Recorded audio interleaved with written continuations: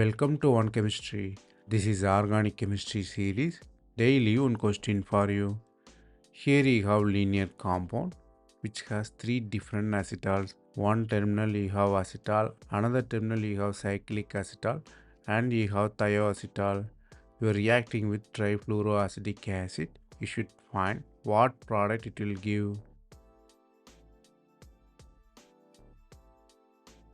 The question is all about acetal opening. Acetal is nothing but the reverse addition of ketone and thiol. If you look at it, carbonyl formation at 3 carbon is possible, which is A, B, C. Here, cyclic acetals are very stable because they have rigid system, it is stable. So, A and B cannot be hydrolyzed, only C will be hydrolyzed. So A, B retain acid position.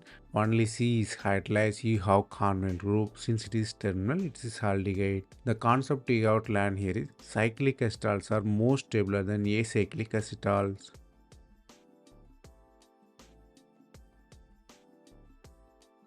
That's all from this video. Thanks for watching. If you have any suggestion or feedback, comment below.